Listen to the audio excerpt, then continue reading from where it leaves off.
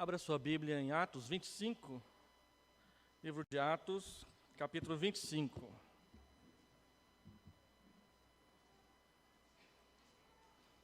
A partir do verso 23.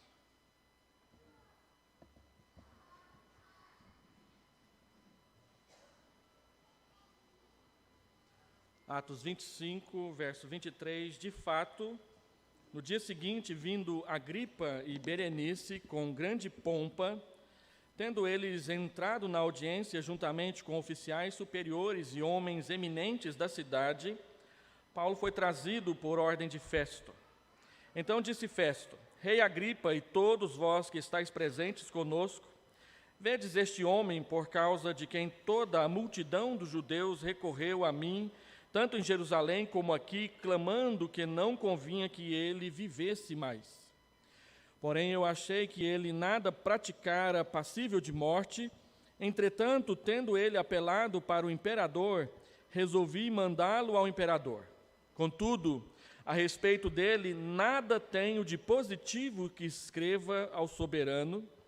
Por isso, eu o trouxe à vossa presença e mormente a tua, ó rei Agripe, para que, feita a arguição, tenha eu alguma coisa que escrever. Porque não me parece razoável remeter um preso sem mencionar ao mesmo tempo as acusações que militam contra ele. A palavra que é traduzida por razoável aqui no versículo 27 do texto que nós acabamos de ler é a palavra grega alogos, que pode ser traduzida literalmente sem palavras.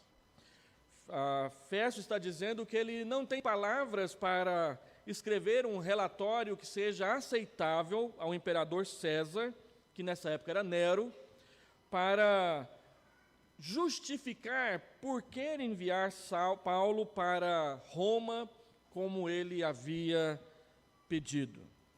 É interessante que Festo não tinha nenhum argumento para fazer o envio de Paulo para Roma. E isso nos leva a meditar em algumas coisas. Quem está nas mãos daqueles que negociam princípios por votos ou apoio político, não está em mãos seguras. Você percebe isso no verso 9 e no verso 11 desse capítulo 25. Os irmãos vão se lembrar que em Atos 24, Festo estava esperando que Paulo desse dinheiro para ele, a fim de que ele fosse libertado. E essa questão de um político esperar dinheiro de alguém, parece que aqui no Brasil não faz sentido nenhum para nós, né?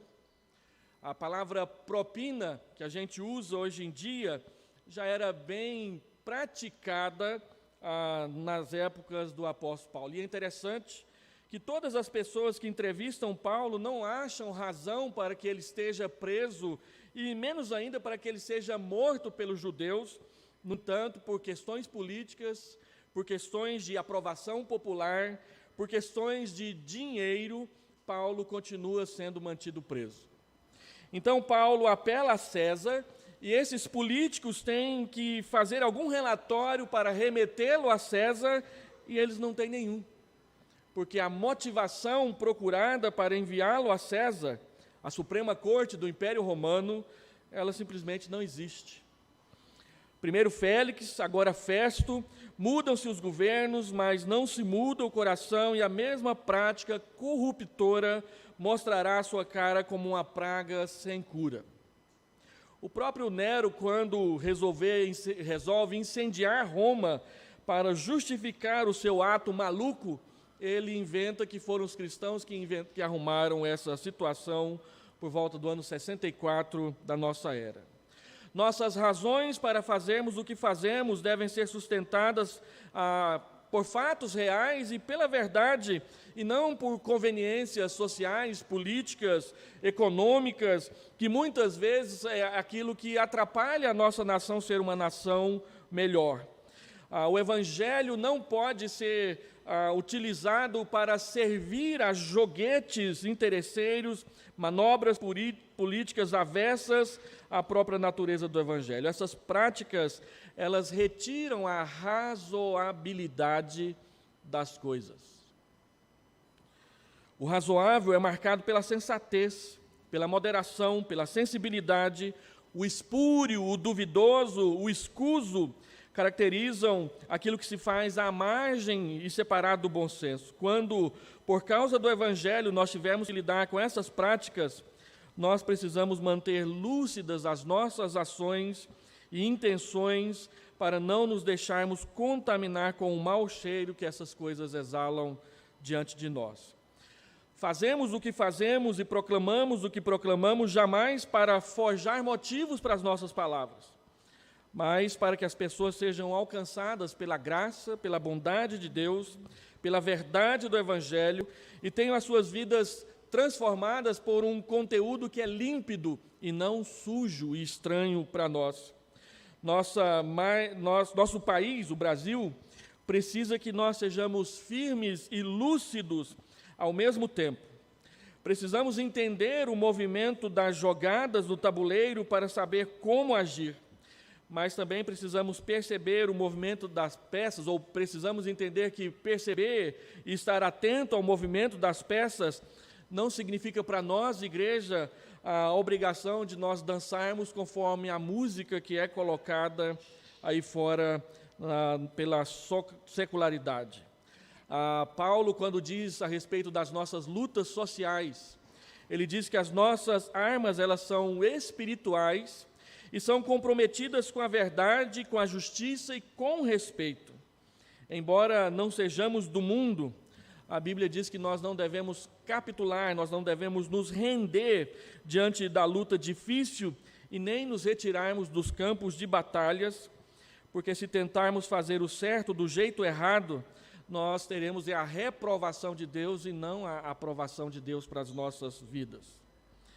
Nós encontramos aqui Paulo desanimado, e embora desanimado com as fragilidades da liderança humana, ele sabe conscientemente que é Deus quem move as peças para que ele possa testemunhar em Roma o Evangelho que ele vinha pregando por toda a Ásia.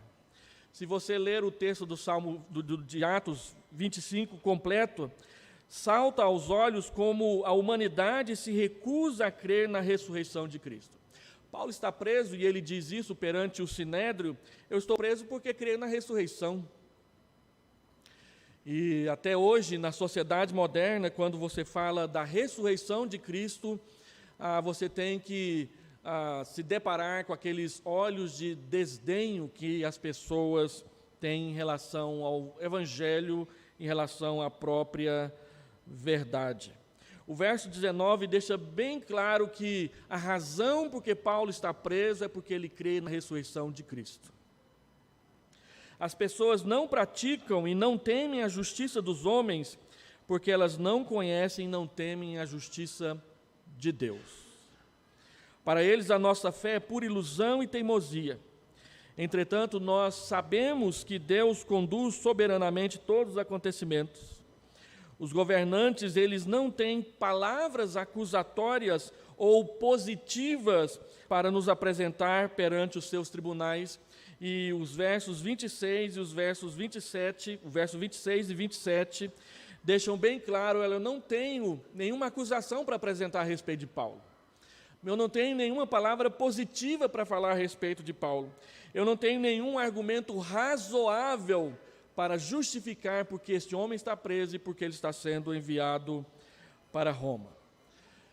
E quando nós terminamos a leitura de Atos 25, nós temos a nítida impressão de que a batata quente, ela está nas mãos de quem tem que lidar com o Evangelho e não sabe o que fazer com ele. Às vezes nós cristãos achamos que estamos encurralados pela sociedade e que nós somos fracos diante de tudo que acontece lá fora. No entanto, a palavra de Deus deixa bem claro para nós que quem tem que se virar com essas coisas não somos nós, mas são aqueles a quem nós pregamos, e eles têm que responder para Deus o que eles vão fazer com essa mensagem. O mundo agride o Evangelho, o mundo ataca as igrejas, o mundo persegue aqueles que pregam o Evangelho, porque o mundo não reconhece o Salvador que Deus enviou. E esse problema, ele não é nosso, porque nós já reconhecemos Jesus. Esse problema é daqueles que estão ouvindo o Evangelho e tentam resistir à mensagem do Evangelho. A palavra de Deus diz que eles farão isso o tempo todo, mas Deus, enquanto isso, vai retirando do meio deles aqueles que Ele vai transformando com a pregação e a proclamação do Evangelho, por uma razão muito simples. Cada um de nós terá que comparecer diante de Deus e dizer pessoalmente para Deus o que vai fazer com Jesus. O que você vai fazer com Jesus? E essa pergunta nós já respondemos. Talvez haja alguém entre nós nessa manhã que ainda não respondeu, mas você precisa responder. O que você vai fazer com Jesus? O que você vai fazer com a ressurreição dos mortos? A recomendação do Evangelho é que você creia em Jesus e você espere a ressurreição acontecer, para que no dia em que você for ressuscitado, o Senhor Jesus não te coloque à esquerda dele, mas Ele te chame para a direita, porque a Bíblia diz em Mateus 25 que aqueles que Ele colocar do lado direito, Ele vai dizer: vinde benditos do meu Pai, entrem no gozo do teu Senhor.